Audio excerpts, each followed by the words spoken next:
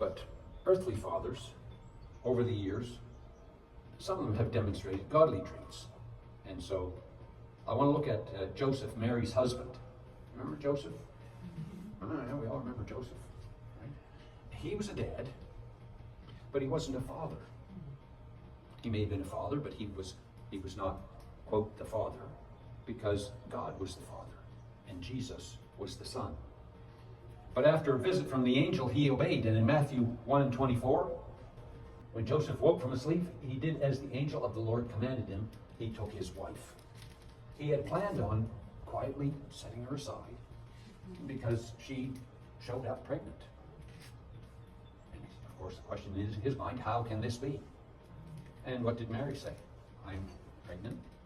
God's Spirit had come upon her. Now, in today's society, the man who was betrothed to a woman, if she said, oh yeah, the Holy Spirit fell on me and I became pregnant, they're going to say, yeah, right.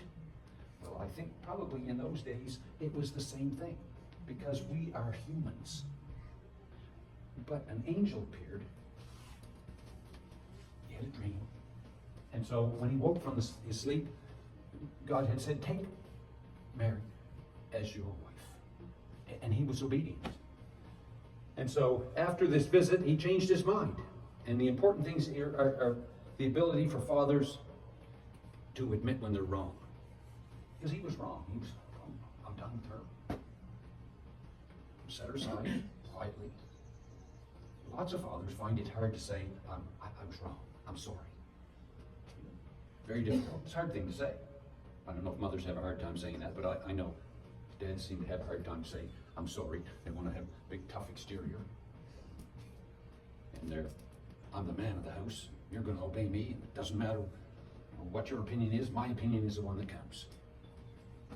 And so we have to, as men, in order to portray godliness to our children, we need to be able to say, I was wrong and I'm sorry. And so Joseph showed here that even when he was wrong, he could admit it. And he had also demonstrated a willingness to obey God. When God tells you to do something, do you do it? As dads, yep. You hear God's voice, you follow through, irrespective of what you think the consequences might be.